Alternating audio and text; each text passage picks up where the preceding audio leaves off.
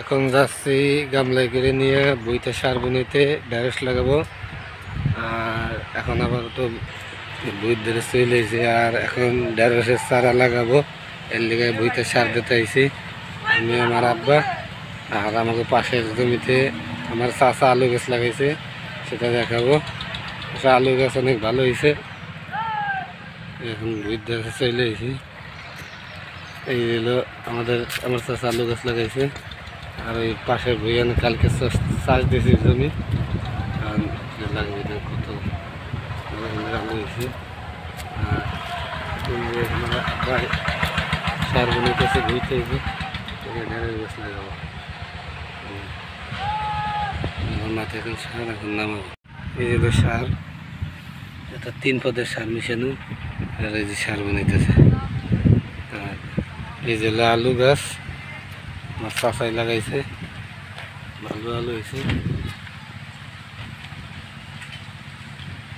যে এই ভিডিওটা দিয়েছিলাম একদিন ধান লাগানো, এই দেখেন ধান প্রায় ভালো সুন্দর হয়ে দাঁড়াইছে। আর ওই যে গুড়ি উঠতেছে, এই যে পোলা পানে কাজ করতেছে দেখেন, সেই বলে সেই দিনগুলো।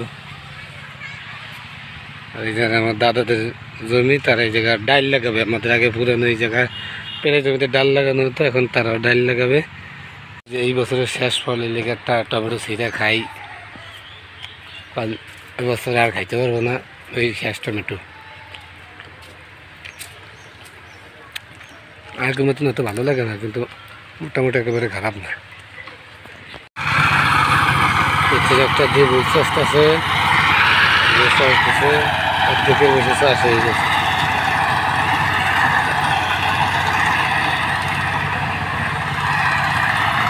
গ্রামের সৌন্দর্য দেখতে অনেক ভালো লাগে। বাড়ির সাইডে, রাস্তার সাইডে এবারে জায়গা কুমড়া গাছ লাগাইছে।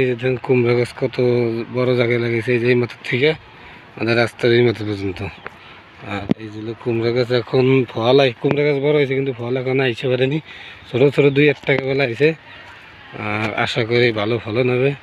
এই দেখতে পাচ্ছেন ভিতরে যে সাইডটা মরিচ গাছ লাগাইছি, আমার পুঁই শাক।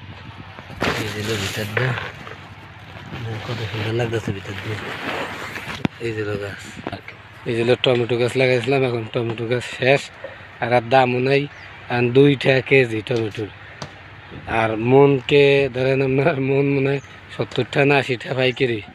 আর পাইকারি টমেটোর মন এখন 70 টাকা 80 টাকা। এর লেগে কেউ টমেটো খেতে পয়সা যায়, কিন্তু টমেটো উড়ে না। দেখতে টমেটো কালারও ডিসকালার হয়ে গেছে। আমি একটা টমেটো উড়েছি খাওয়ার লেগে, পাতল দিতেছে।